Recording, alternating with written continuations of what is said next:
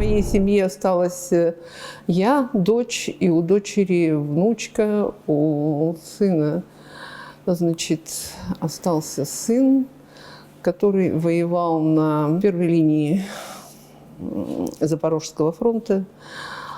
Но так как отец погиб, сейчас мы пытаемся его оставить, значит, так сказать, вне фронта. Вот. Потому что он у нас единственный наследник. Семья наша, если так считать, была маленькая. У нас с мужем было всего 2 детей, вот сын и дочь. Оба мы речники. Муж работал электромехаником на больших земснарядах. Пошел на пенсию, работал капитаном теплохода. Ну вот уже 8 лет, как его нет. Вот. Я всю жизнь проработала, фактически 55 лет, проработала на внутренних водных путях. Занималась изданием карт, по которым плавают капитаны.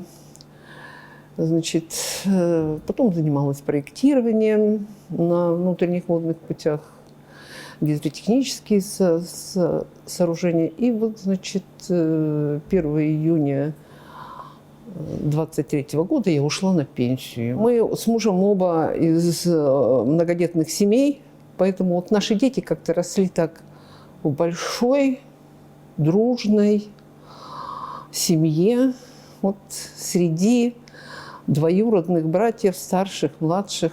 Ну, так как отец речником был, вот он с малых лет был на реке.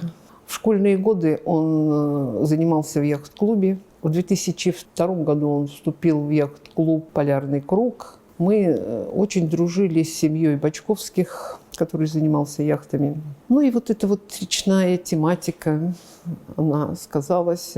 Вот.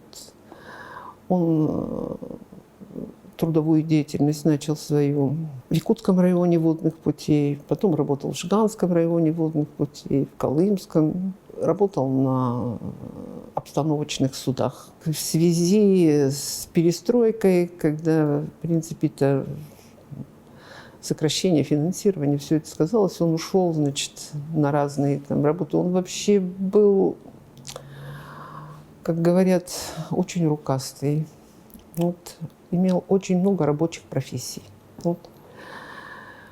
Мог фактически все делать. Он занимался сбором мебели, изготовлением мебели занимался, ремонтом машин. Мог разобрать любой мотор, отремонтировать и собрать его. Сын ушел на фронт добровольцем. Начну с самого начала. Да? Я как-то в телеграм-канале наткнулась на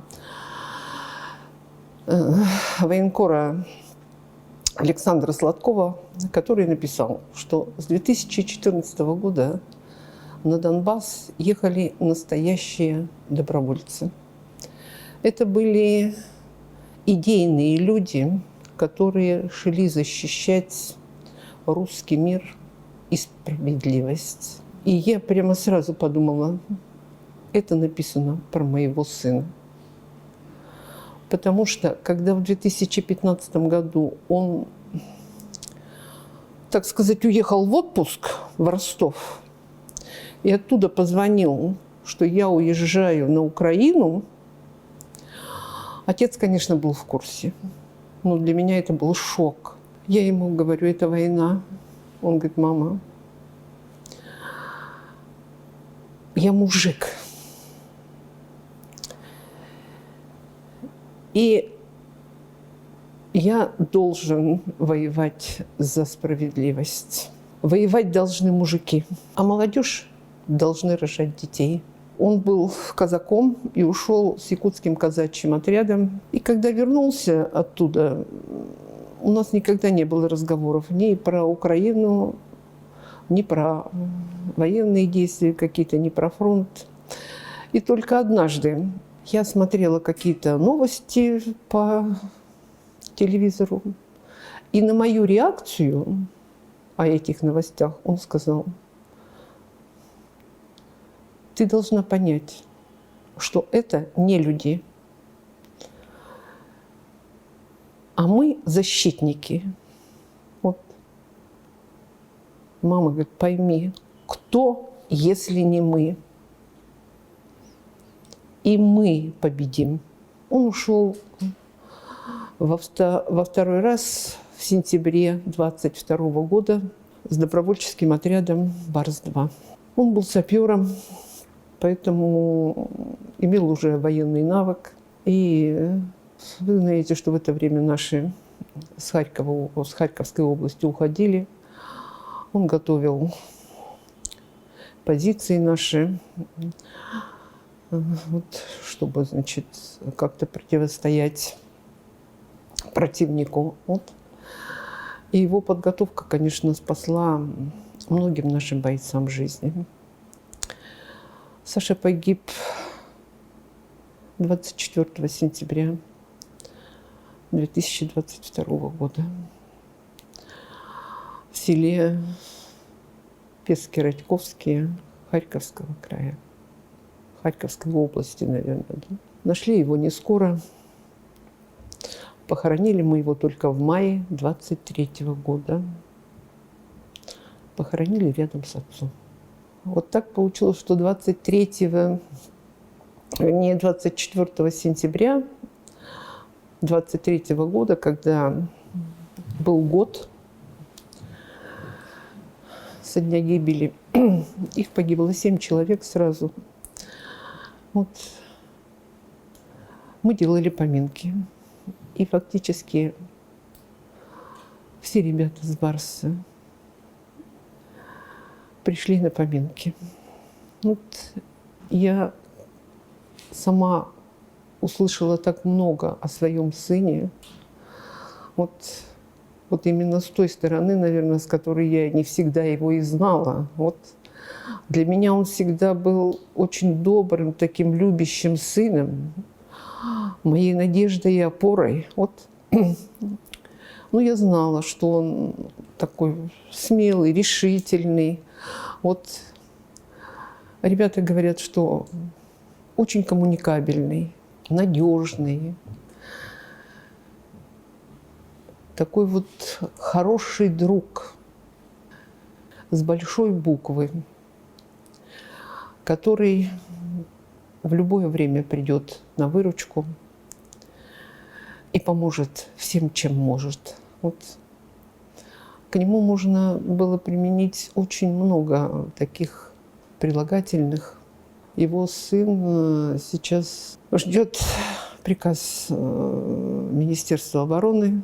И я не знаю, его, так как он мобилизованный, вот его, наверное, не демобилизуют, может быть, в какую-то воинскую часть отправят в тыл где-то. Не знаем еще, приказа еще нет. По стопам отца уже был мобилизован фактически сын. Ваш внук был сейчас находится там. Да. Внуку в этом году исполнилось уже 25 лет. Вот. Значит, когда Саша уходил, он сказал: Ваня, ты не должен воевать. Вот, ты должен жениться и нарожать мне внуков. Но судьба сложилась так, что, значит, Ваню сразу практически в октябре 22 года пришла повестка. И, как мама говорит его, Ваня достал из-за дивана рюкзак и, не сказав ни слова, собрался и ушел. Вот так он попал на фронт. Вот. И потом уже, конечно, вот, воевал он на Запорожском фронте, первой линии обороны, стрелок. Вот, был ранен. В ноябре месяце прошлого года, 23-го года, его отпустили наконец-то в отпуск. Он год и месяц был на фронте. И как только он вернулся, мы стали оформлять, вот, чтобы его оставили. Вот, думаю, вполне достаточно навоевался. Угу. Есть ли у вас какие-то слова для тех матерей, для бабушек именно для бабушек, может, больше, да, которые переживают о своих внуках, которые сейчас находятся на передовой, которые исполняют свой долг перед Родиной? Сложно подобрать какие-то слова. Посоветовать, конечно, всегда проще, но когда пропускаешь это все через себя, это очень тяжело. Вот. Что спасает? Спасает молитвы. Утром, вечером. И даже когда проснешься ночью, это одни сплошные молитвы.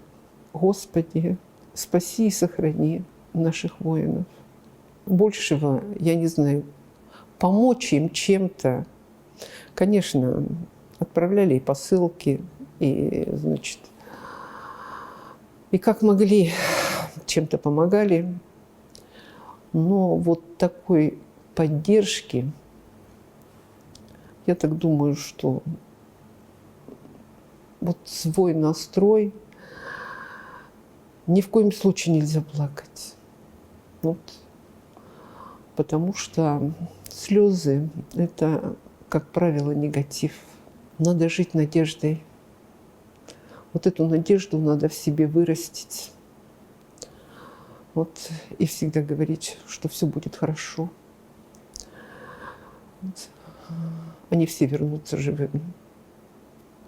И мы победим.